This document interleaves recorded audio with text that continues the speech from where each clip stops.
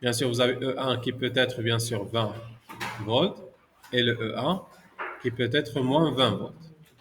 Alors, si je prends, s'il vous plaît, le premier cas, si par exemple le E1 est égal à 20 volts, j'ai le courant qui va passer dans ce sens. À partir de ce nœud, il va se diviser en deux. Voilà, il va continuer son chemin comme ça. À partir de ce nœud, vous avez un courant dans ce sens et dans ce nœud, vous avez un courant dans ce sens. Ainsi, puisque moi je cherche la valeur de ces courants, et pour une diode, elle va se retrouver avec deux courants dans les deux sens opposés, je ne peux pas dire est-ce que elle va être passante ou bien bloquée, n'est-ce pas? C'est pour cette raison qu'il fallait transformer tout ce schéma à un montage de Thévenin pour simplifier les choses. Et dans le montage de Thévenin, je vais regrouper toutes les sources en une seule source, toutes les résistances en une seule résistance et laisser la charge. Où est la charge? C'est la diode dans mon cas. Alors maintenant, il fallait passer de ce montage à ce montage. Voilà, c'est ce qu'on a adopté la dernière séance. Avec ça, ça sera le A, c'est le B, ça c'était le R de Thévenin, ça c'est le E de Thévenin. Et bien sûr, je prends ça comme le point A et ça c'est comme le point B. C'est clair. Alors, il fallait déterminer le ETH et le RTH. Comment déterminer le ETH? Qu'est-ce qu'on a dit? Voilà, on a dit que le ETH est égal à UAB. Ça veut dire que c'est la tension entre le point A et le point B. C'est la même chose. Vous savez, c'est la tension entre le point A et le point B lorsqu'il n'y a pas de charge, lorsqu'on élimine la charge. C'est ce qu'on a écrit. Voilà, je prends ça, UAB. Lorsqu'on élimine la charge, ça veut dire lorsque je me débarrasse de la diode. On s'est arrêté ici. Bien. Alors, je vais refaire les choses. Alors, suivez bien. Je trace maintenant le circuit. Ça, c'est le A. Là, c'est le B. Alors, je vais faire la diode avec une autre couleur. Comme ça, vous allez suivre. Et là, ça sera le UAB. Ça, c'est ETH. Peu de silence, s'il vous plaît. Et là, c'est le RTH. Regardez bien. Par définition, le ETH est égal à UAB dans le cas où vous éliminez la charge. Il faut noter ça, s'il vous plaît, si vous ne l'avez pas déjà fait. Ça veut dire lorsque le circuit est à vide.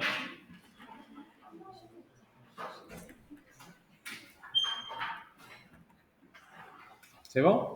Lorsque le circuit il est à vide. Ça veut dire que je dois me débarrasser de la diode. Et là, c'est vraiment logique. Pourquoi? Regardez. Parce que si je prends le ETH et je prends la résistance et j'élimine la diode et je veux calculer ici la tension UAB. Soyez bien, s'il vous plaît. Ça, c'est le ETH. Et là, c'est le RTH. Bien, dans le ETH, elle va normalement générer un courant. Dans sa valeur, elle va être égale à combien s'il n'y a pas de charge ici? Vous avez le circuit ouvert. Ce qui fait tout le courant qui circule ici, il est nul. Ainsi, la tension au bord de la résistance, qui sera RTH fois I, elle sera nulle. Ainsi, si je fais la loi des mailles, qu'est-ce que je vais retrouver? Que ETH est égal à UA. C'est clair? Voilà. C'est pour cette raison qu'on élimine la charge. Alors, le fait d'éliminer la charge dans le montage de Thévenin, cela veut dire que vous devez l'éliminer encore une fois dans le schéma original. Et c'est ce qu'on a fait. On l'a éliminé dans le montage original. Et on va calculer. Je considère ça comme étant le point A. Et là, ça sera, ou bien tout cela, ça sera le point A. Tout cela, ça sera le point B. Et là, c'est mon UAB. Et on a déjà dit que le UAB, c'est quoi? C'est VA moins VB. C'est clair? Très bien. Alors, ce qui fait le VA, qu'est-ce qu'on a dit? C'est la tension au bord de quelle résistance? VA, c'est la tension au bord de quelle résistance? Voilà, c'est le R2. Ça, c'est le VA. Et là, c'est le VB. C'est quoi maintenant le VA? Comment on l'a calculé?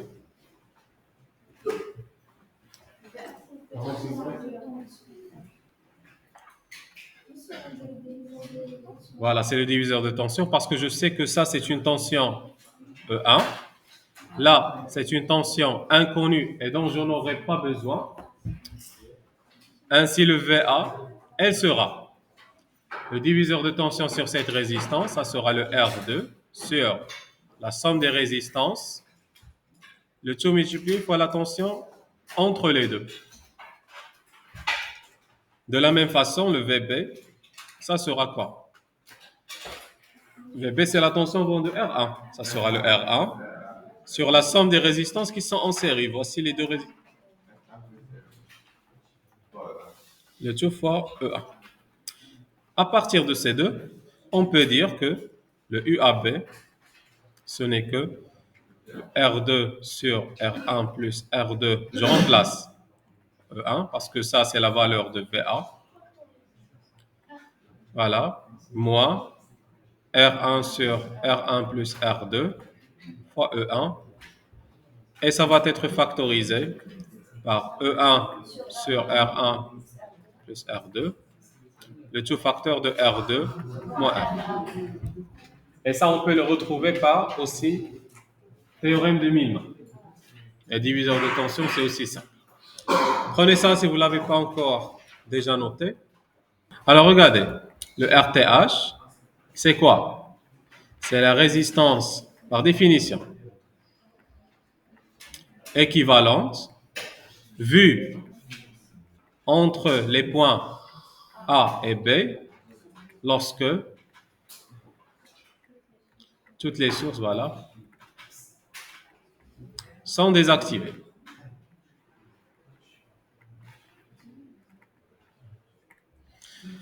Et là, vous avez combien de sources? On a une seule. C'est une source de tension. Comment désactiver une source de tension? En la remplaçant par sa résistance interne, qu'on a dit que dans son cas, on la considère comme nulle. Ainsi, cette source de tension, bien sûr, je vais la court-circuiter. Et je vais déterminer la résistance équivalente vue entre les points A et B. C'est clair? Prenez cette définition, s'il vous plaît. Alors, le schéma que je vais me retrouver avec, c'est celui-là. Le E1, elle va disparaître. Vous aurez ici le R1, le R2. Ça sera ici le point A. La charge, elle ne m'intéresse pas. Peut-être je vais pas la représenter. R2, R1. Et là, c'est le point B. Et bien sûr, regardez, le E1, ce générateur, et s'est transformé bien sûr en un fil conducteur. Normalement, vous devez le remplacer par sa résistance interne. C'est là lorsqu'il est désactivé. Si vous avez une source de courant, pour la désactiver, elle va être un circuit ouvert.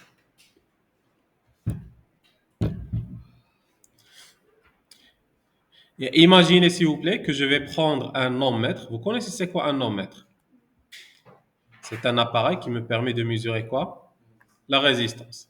Et je vais le brancher entre le point A et le point B.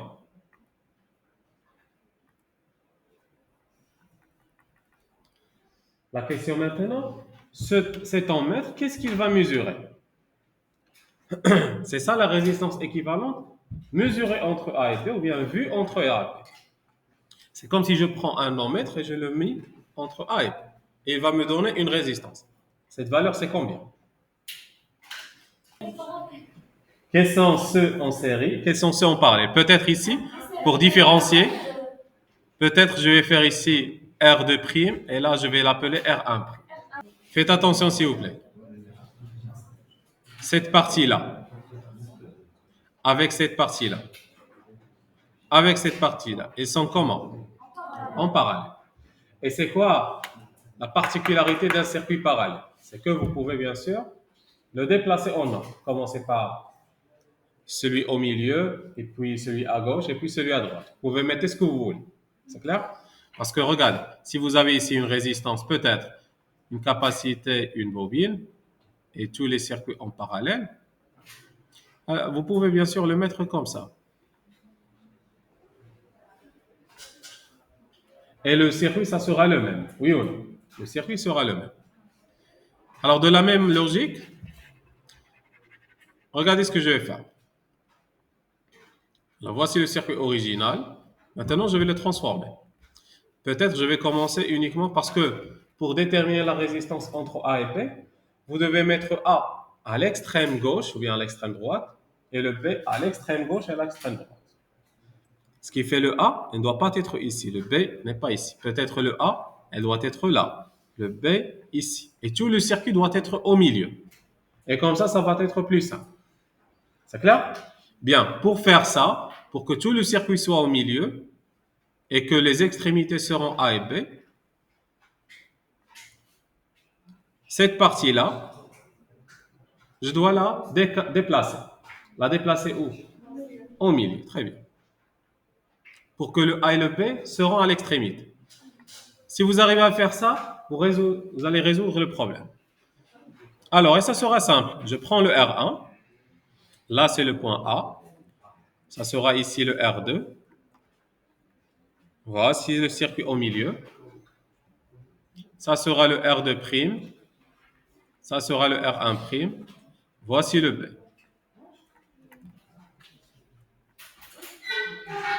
C'est clair? Bien. Maintenant, le A, je peux la déplacer ici. Dire que ça, c'est le A et ça, c'est le B. C'est la même chose parce que c'est juste un fil. Et maintenant, qu'est-ce que je peux faire? Qu'est-ce que vous voyez ici? Non. R2, R1? Non, en parallèle, oui. Oui. Par rapport à R2', R1'. Regardez, vous avez compris ce schéma? Alors, je vais le détailler encore une fois. Bien sûr, suivez bien. Cette résistance qui est là, je peux la mettre ici.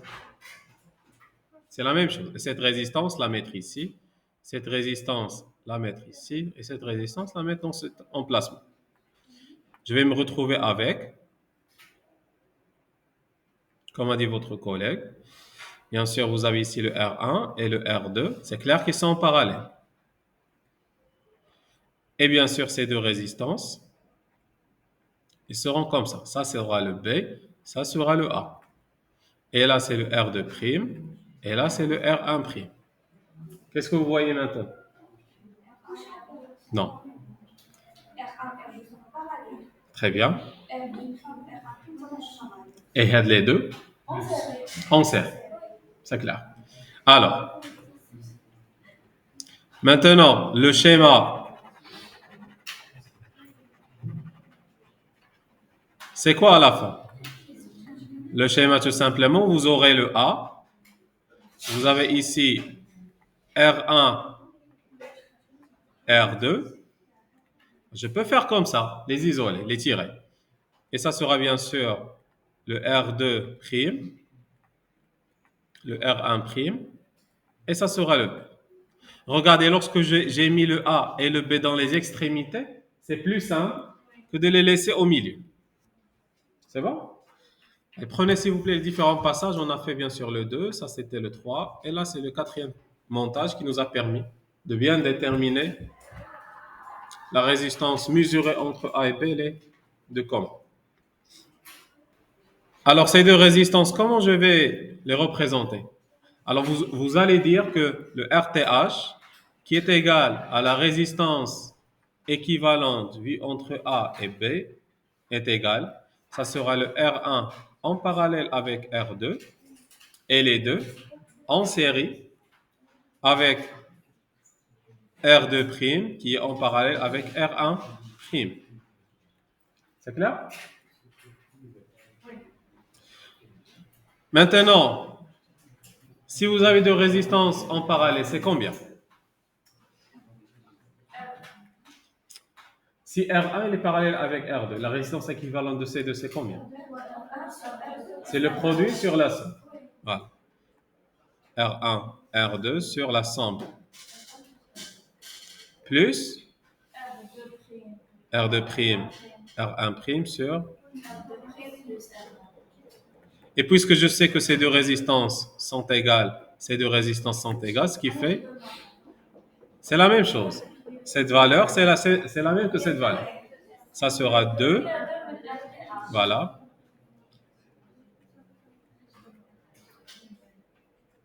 Voilà. C'est 2 fois. La valeur finale, ça sera 264 ohms. Très bien. Ça, c'est le RTH maintenant. On ne va plus travailler avec ce schéma parce qu'on l'a déjà simplifié. C'est clair? Bien. Tout ce schéma, bien sûr, ça sera uniquement le ETH en série avec le RTH, avec la diode que vous aurez.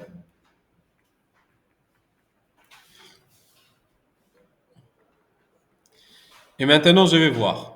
Parce que vous avez ici deux cas à traiter. Je vais commencer par le premier. Peut-être je vais faire lorsque E1 est égal moins 20 volts. ETH, ça sera combien? Parce que ETH, on a calculé, c'est combien? C'était E1 sur R1 plus R2. Le tout multiplié fois R2 moins R1. Remplacez, s'il vous plaît, les valeurs. Vous retrouverez combien? C'est 4 volts, voilà. Alors, regardez, lorsque E1 il est négatif, ça veut dire lorsque le moins il est là, le plus il est là. C'est ça le E1 négatif, inférieur à 0. Vous aurez le ETH qui est supérieur à 0. Donc le plus, il est ici, le moins qui est là.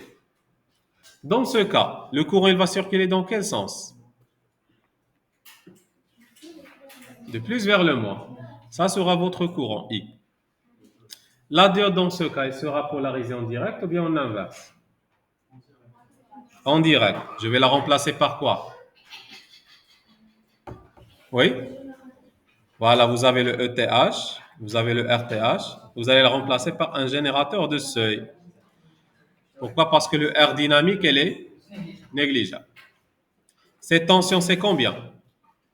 C'est Vs, qui est égal à 0,7 volts. Là, vous avez le RTH qu'on l'a déjà calculé. Là, vous avez votre 4 volts, qui est le ETH. Et on cherche le I. Le I, dans ce cas, c'est combien? Voilà, on fera la loi des mailles. Ça, c'est le VRTH.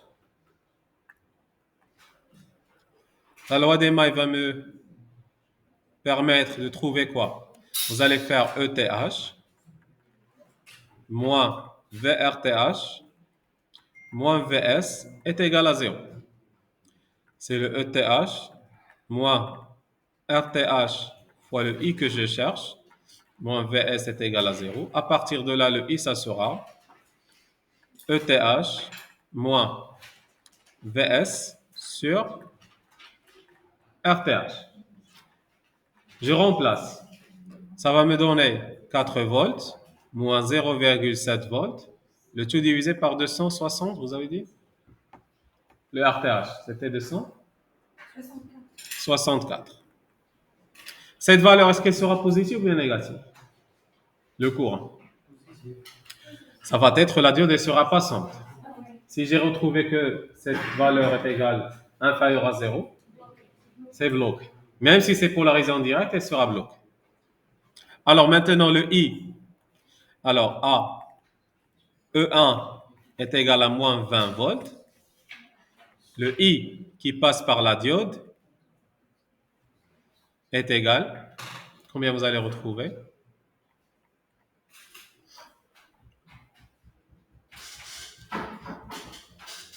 4 moins 0,7 sur 264. Positif est la valeur. C'est ce qu'on cherche. Lorsqu'on a 0,0 quelque chose, on multiplie fois 1000. C'est combien? Tu multiplies fois 1000.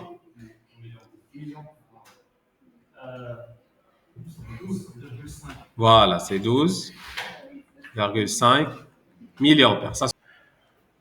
Maintenant, on va prendre le deuxième cas. Lorsque le E1 est égal 20 volts, vous avez le ETH, elle sera combien? Si avec moins 20 c'était 4, avec 20 ça sera moins 4. C'est bon? Et vous aurez bien sûr le schéma comme suite. RTH, votre diode. Et bien sûr, le ETH qui était là, il sera négatif. Ainsi, le plus, il sera ici, le moins dans ce sens. Parce qu'elle est négative, inversée. Le courant, il va passer par cette direction. Ça sera le I. Automatiquement, la diode, pour la raison inverse, c'est une diode bloquée. Le courant est égal à combien? 0. Puisque la diode sera bloquée, c'est comme si le circuit ici sera ouvert. Quel courant on va déterminer ici? C'est lequel courant? C'est le courant qui va être dans ce cas. Parce que le courant à l'intérieur, il est nul. Ainsi, on aura uniquement ce courant qu'on peut le déterminer. Dans le schéma précédent, on a pu pouvoir déterminer ce courant en faisant juste quelques équations assez simples. Mais ce n'est pas vraiment nécessaire. Alors, qui peut me dire la valeur de ce courant? C'est combien? Alors, je vais effacer la diode parce que ça va être représenté par un circuit ouvert, un interrupteur ouvert. Le courant maintenant, ça sera combien? Le courant maintenant, lorsque le E1 est égal à 20 volts. 20 volts, ça veut dire que vous avez le plus ici, le moins ici, c'est logique. Et là, ça sera le E1 positif est égal à 20. Comment déterminer le courant?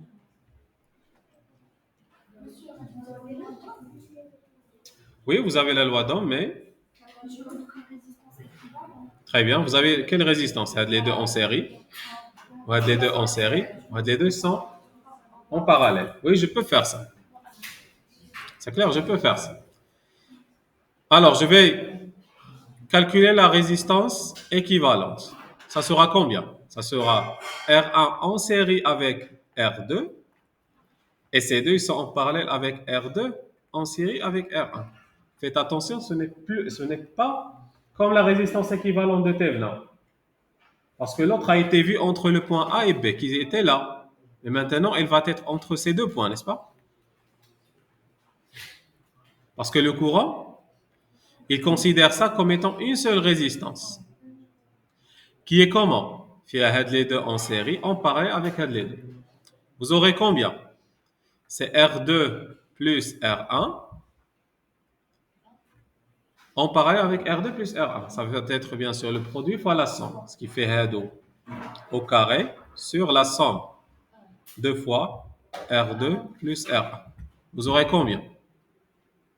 Ça sera R2 plus R1 sur 2.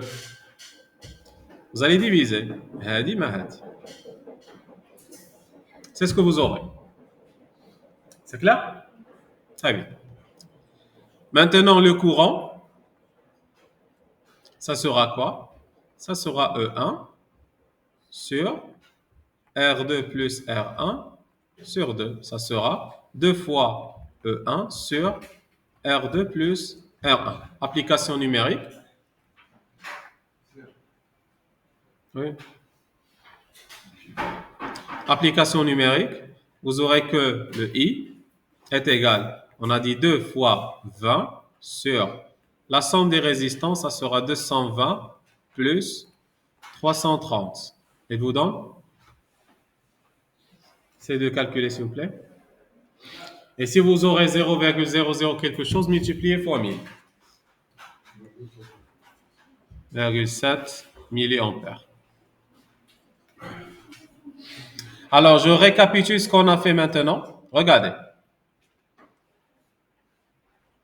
Qu'est-ce qu'on a retrouvé? Suivez bien. On a retrouvé que lorsque le E1 est égal à 20 volts, le ETH, c'est moins 4. Moins 4, ça veut dire le plus il sera là, le moins là. Le I, il va passer dans ce sens. Ainsi, la diode sera bloquée. Le courant qui passe par la diode, peut-être je vais l'appeler ID, il sera nul parce que la diode, elle se comporte comme un circuit ouvert.